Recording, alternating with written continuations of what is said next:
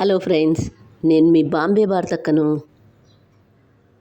ఉప్మా పెసరట్టు ఎలా తయారు చేద్దామో చూద్దాం రండి.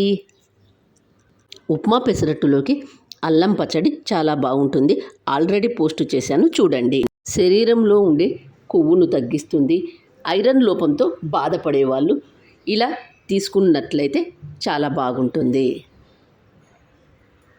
పెసలు 1 కప్, బియ్యం 1 టేబుల్ స్పూన్, ఉప్పు 1 టేబుల్ స్పూన్,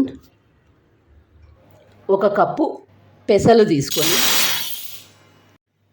ఇందులో 1 టేబుల్ స్పూన్ బియ్యం వేసుకొని, బియ్యం వేయడం వల్ల పెసరట్టు చాలా క్రిస్పీగా వస్తాయి.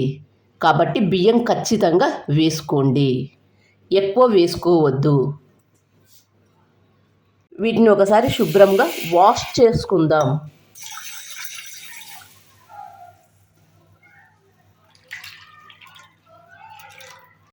పెసలు మునిగేంత వరకు నీళ్లు పోసుకొని,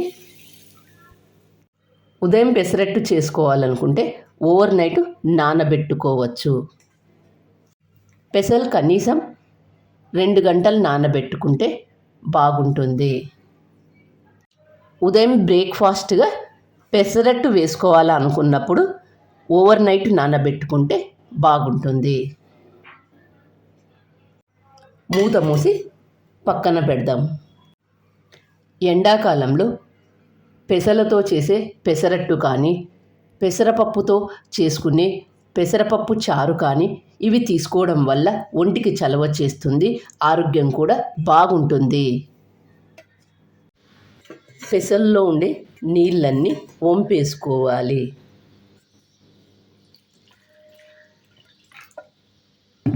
ఒక మిక్సీ జార్లోకి వేసుకొని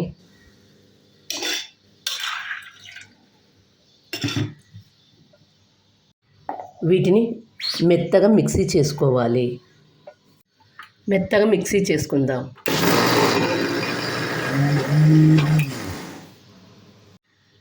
రెండు టేబుల్ స్పూన్ల నీళ్లు పోసి మరొకసారి మెత్తగా మిక్సీ చేసుకుందాం.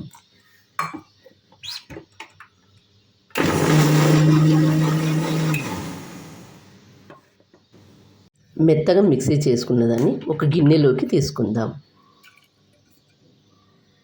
ఉప్పు వేసుకొని ఒకసారి అంతా బాగా కలుపుకుందాం.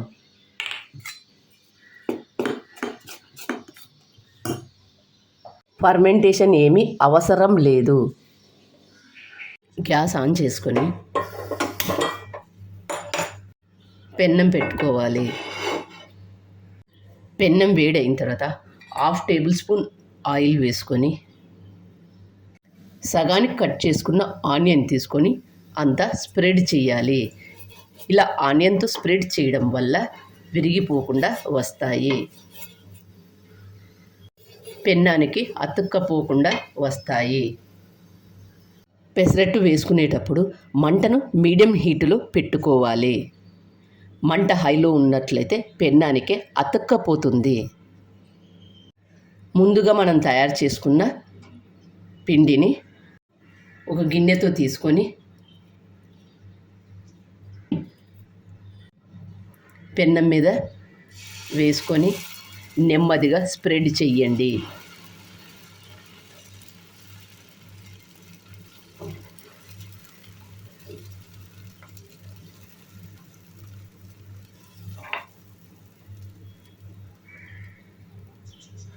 మంటను హైలో పెట్టుకొని పెన్నాన్ని అన్ని వైపులా తిప్పుతూ కాల్చుకోవాలి. పెసరట్టు కొద్దిగా కాలిన తర్వాత నెయ్యి వేసుకొని పెసరట్టు తీసేటప్పుడు అంచుల వెంట లూజు చేసుకొని అప్పుడు తీయండి.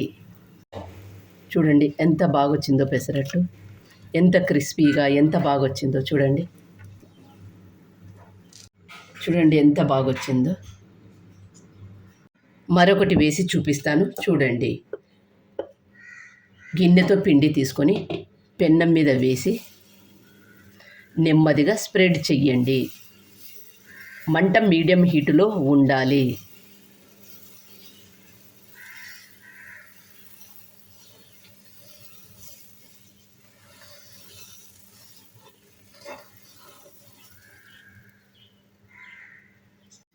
పెన్నాన్ని అన్ని వైపులా తిప్పుతూ కాల్చుకోండి.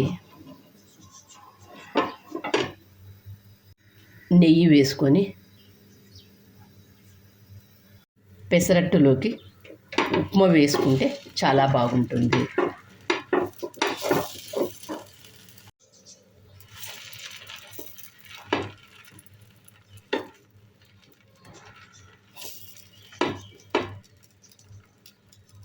సన్నగా కట్ చేసుకున్న ఆనియన్స్,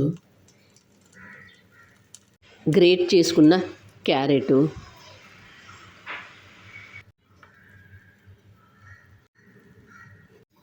అంచుల వెంట లూజు చేసుకొని చూడండి దోశ ఎంత బాగా వచ్చిందో. పెసరట్టులోకి ఉప్మా, సన్నగా కట్ చేసుకున్న ఆనియన్స్ ఇవన్నీ వేసుకొని తింటే, అల్లం పచ్చడితో తింటే ఎంతో రుచిగా ఉంటుంది. పెసరట్టును అల్లం పచ్చడితో సర్వ్ చేసుకొని తింటే ఎంతో బాగుంటుంది. చూస్తుంటేనే నోరు ఊరుతుంది కదా. ఇంకెందుకు ఆలస్యం, తప్పక ట్రై చేయండి. మీకు ఎలా అనిపించిందో నాకు కామెంట్ చేసి చెప్పండి. Thank you for watching.